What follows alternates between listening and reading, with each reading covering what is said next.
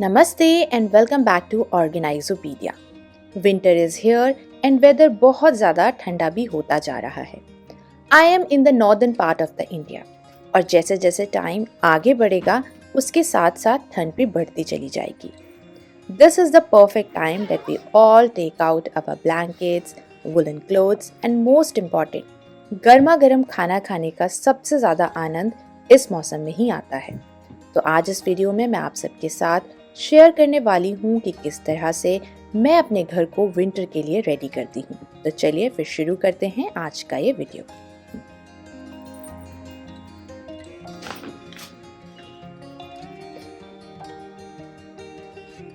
Weather के accordingly हम अपना वार्डरोब चेंज करते हैं, तो अब विंटर क्लोथ्स को रखने के लिए वार्डरोब में थोड़ी सी जगह बनानी पड़ेगी। तो यहाँ पर जितनी भी हाफ स्लीव्स की शर्ट, टी शर्ट, शॉर्ट्स या स्कर्ट्स हैं, मैं उन सबको पैक कर रही हूँ ताकि वुलन क्लोथ्स रखने के लिए थोड़ा सा स्पेस बन पाए और साथ ही साथ इन शेल्फ्स को भी अच्छी तरीके से क्लीन जरूर करते जाएं।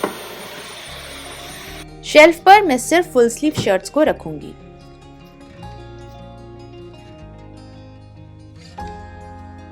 जब हम काफ़ी टाइम बाद अपने वुलन क्लोथ्स बाहर निकालते हैं तो फोल्ड्स पे बहुत ज़्यादा रिंकल्स आ जाते हैं। इसलिए ज़रूरी है कि आप एक एक स्वेटर को अनफोल्ड करके उसे वापस अच्छी तरीके से फोल्ड करिए ताकि आपके स्वेटर्स बहुत ज़्यादा रिंकल्ड ना लगें और उसके बाद में इन्हें शेल्फ में स्टैक करके रख सकते हैं।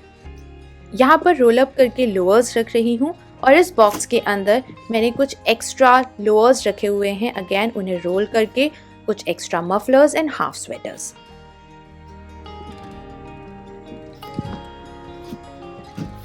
अब इस बॉक्स को मैं यहाँ ऊपर टॉप शेल्फ में रख दूंगी। हैंडल होने की वजह से इसे इजीली एक्सेस किया जा सकता है। इसी तरीके से मैंने मेरे हस्बैंड की और मेरे बेटे की वार्डरोब विंटर के लिए सेट कर दी है।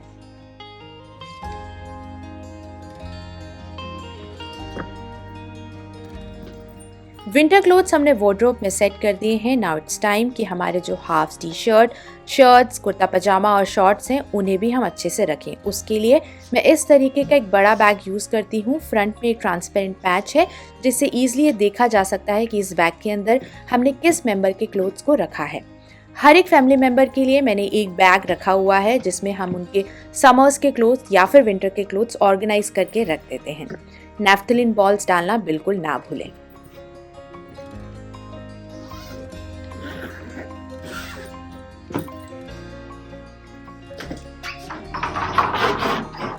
जब भी मैं विंटर क्लोथ्स को नेक्स्ट सीजन के लिए पैक करती हूँ तो इन्हें पहले अच्छी तरीके से वॉश करती हूँ, लेकिन क्लोथ्स इतने टाइम तक फोल्ड रहते हैं जिसकी वजह से इन क्लोथ्स में बहुत ज़्यादा रिंकल्स पड़ जाते हैं और आयरन निकाल के हर बार आयरन करना पॉसिबल नहीं हो पाता है, स्पेशली वुलन क्लोथ्स पर, और इनके रिंकल्स बिल्कुल भी नहीं हटते हैं।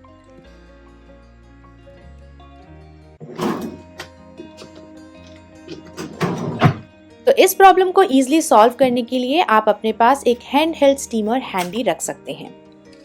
बस क्लोथ्स को इस तरीके से हैंगर में हैंग करिए एंड देन फटाफट 2 मिनट के अंदर अंदर स्टीम करके जितने भी रिंकल्स हैं उन्हें आप इजीली क्लोथ्स में से हटा पाएंगे। और अब यहाँ पर आप देख सकते हैं कि सारे के सारे रिंकल्स खत्म हो गए। जब आप इसे आयरन करते तो आयरन से कभी कभी रिंकल्स वुलन क्लोथ से उतनी ईजिली नहीं हट पाते हैं, बट एक स्टीमर की हेल्प से आप इन रिंकल्स को ईजिली हटा पाएंगे।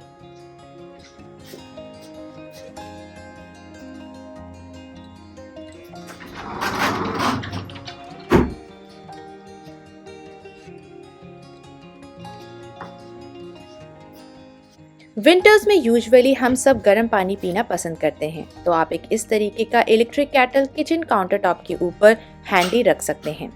लिड को ओपन करने के लिए स्लाइडर को पीछे की तरफ स्लाइड करिए। मॉर्निंग में एक बार मैं इस केटल को कम्प्लीटली फिल कर देती हूँ ताकि जब भी हमको पानी पीना हो हम इस केटल को ईजिली यूज़ कर पाएँ।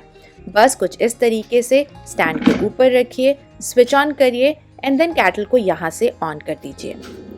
अब आपको जितना गर्म पानी चाहिए उस हिसाब से आप केटल को गर्म कर सकते हैं।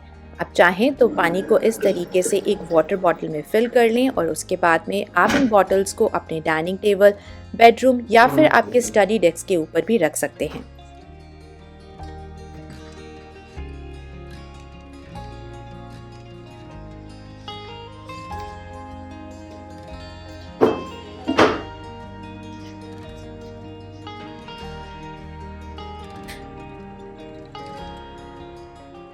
विंटर्स में कॉटन टॉवल से अगर हम हैंड्स वाइप करते हैं तो ये टॉवल्स बहुत जल्दी ड्राई नहीं होती हैं, जिसकी वजह से किचन में भी एक गंदी सी स्मेल आती है। तो इसकी जगह पर आप इस तरीके के माइक्रोफाइबर टॉवल्स का यूज़ कर सकते हैं। हैंड्स भी जल्दी वाइप होंगे और ये टॉवल्स भी फटाफट ड्राई हो जाएंगी। तो आप इस तरीके से 2 टॉवल्स रख सकते हैं, एक से डिशेस क्लीन करने के लिए और दूसरी टॉवल को हैंड को वाइप करने के लिए यूज़ किया जा सकता है।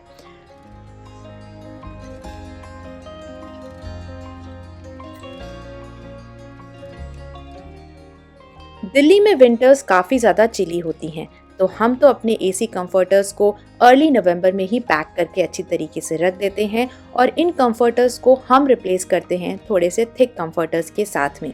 अभी भी दिल्ली का वेदर उतना ज़्यादा ठंडा नहीं हुआ है, तो हमने हमारी जो मोटी वाली रज़ाइयाँ हैं उनको अभी नहीं निकाला है, लेकिन वेदर जैसे जैसे चेंज होगा उसके साथ ही साथ हम इस कंफर्टर को भी अपनी थिक रज़ाई के साथ में रिप्लेस कर देंगे।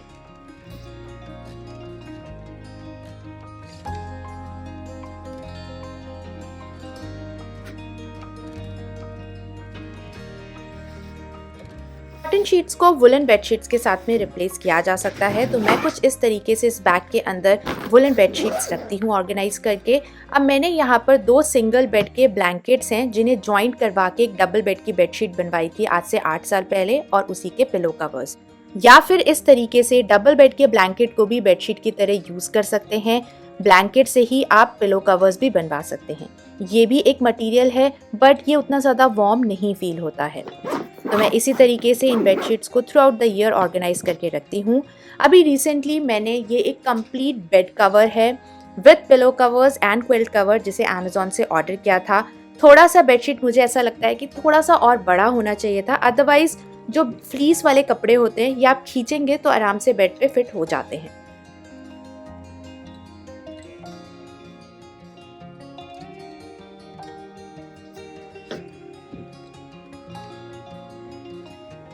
जैसे कि मैंने बोला अभी दिल्ली में उतनी ज़्यादा ठंड नहीं है, तो हम अभी भी ये मोटा वाला कंफर्टर यूज़ कर रहे हैं, लेकिन इस कंफर्टर के ऊपर जो हमारा वुलन क्विल्ट का कवर है मैं उसको लगा रही हूँ ताकि एक और लेयर ऑफ वार्मनेस हमारे बेड के ऊपर ऐड हो पाए।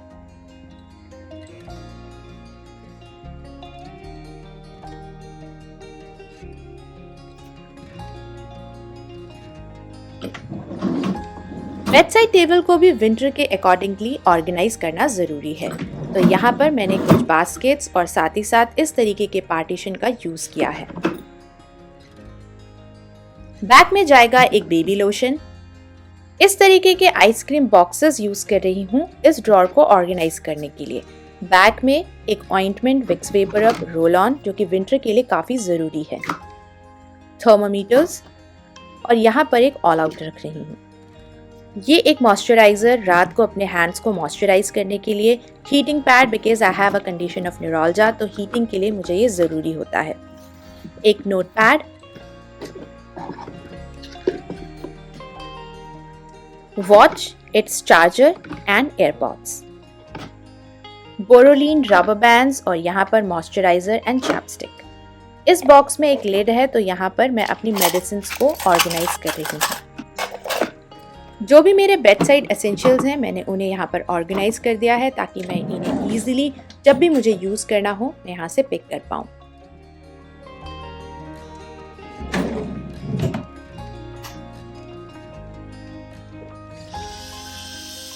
This is a callus remover. Winters में हमारे फीट काफ़ी ज़्यादा ड्राई हो जाते हैं और हील्स में बहुत सारे क्रैक्स भी दिखते हैं, तो आप इस कैलस रिमूवर को यूज़ करके जो भी ड्राई या डेड स्किन है ऊपर से उसे ईजिली रिमूव कर सकते हैं। जैसे हम अपने नेल्स को फाइल करते हैं उसी तरीके से जो हमारी थिकन स्किन होती है इसकी हेल्प से हम उस स्किन को फाइल कर रहे हैं।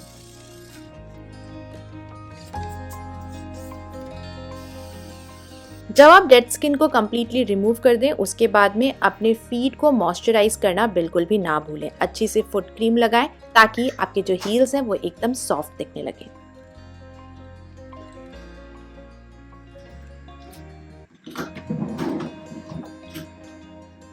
विंटर्स में वार्म बेड सबको पसंद है, लेकिन इसके लिए आपको बहुत महंगा इलेक्ट्रिक बेड वार्मर खरीदने की ज़रूरत नहीं है।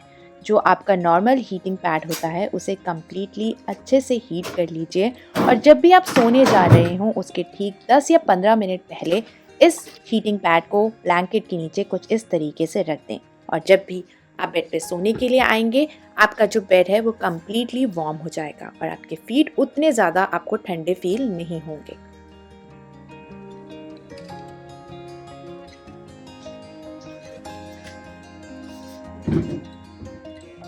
हमारे फॉयर में ये कंसोल यूनिट है जिसके ड्रॉर में मैं कुछ बास्केट्स और डिस्पोजेबल्स रख रही हूँ वुलन कैप्स एंड सॉक्स को ऑर्गेनाइज करने के लिए।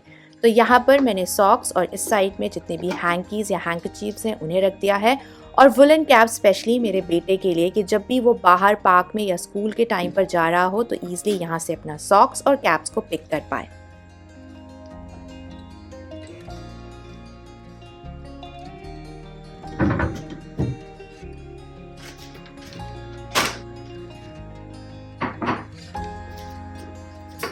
एनसीआर में एयर क्वालिटी खराब होने की वजह से थ्रोट काफ़ी जल्दी खराब हो जाते हैं। तो एक आयुर्वेदिक नुस्खा है कि रात को सोने से पहले थोड़ा सा गुड़ ज़रूर खाना चाहिए। गुड़ की अपनी मेडिसिनल प्रॉपर्टीज़ हैं और गुड़ विंटर में बहुत ज़्यादा हेल्दी भी होता है। तो हम इस तरीके से एक जार में गुड़ फिल करके डाइनिंग टेबल के ऊपर रख देते हैं ताकि जो भी इसे खाना चाहे वो ईजिली इसे एक्सेस कर पाए।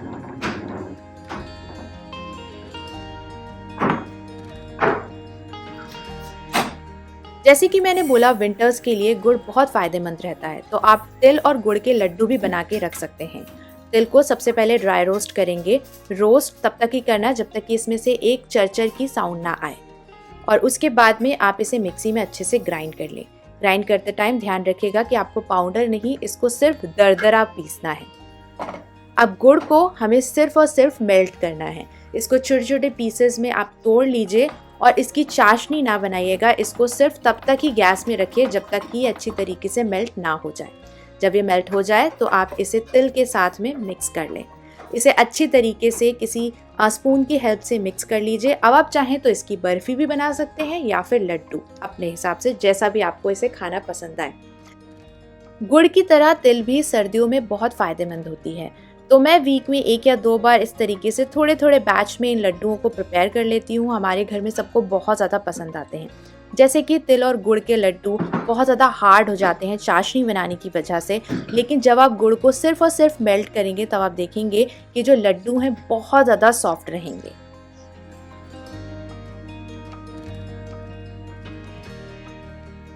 वुलन्स पे बहुत जल्दी रोएं आ जाते हैं तो आप एक इस तरीके का चार्जेबल लिंट शिवर हैंडी रख सकते हैं। बस इसे चार्ज करिए और जब भी आपको लगता है कोई बिल्स दिख रहे हैं यहाँ पर इस तरीके से आपको उसे शेव करना है and you can see the difference on your own. या फिर आप चाहें तो जो रेज़र होता है उसे भी यूज़ कर सकते हैं, बट ध्यान रखिएगा कभी कभी रेज़र से जो वुलन है वो फटने का डर रहता है।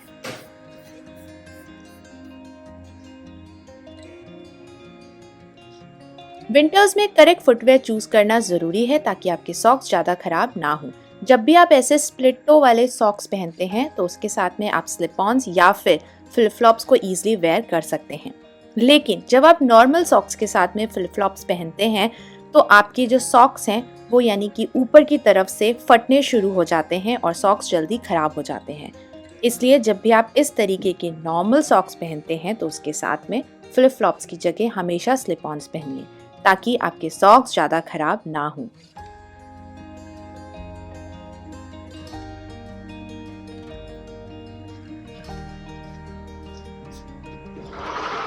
सर्दियों में हम सब ज़्यादा से ज़्यादा अपने घर के दरवाजे और खिड़कियों को बंद करके रखते हैं, लेकिन ऐसा बिल्कुल ना करें।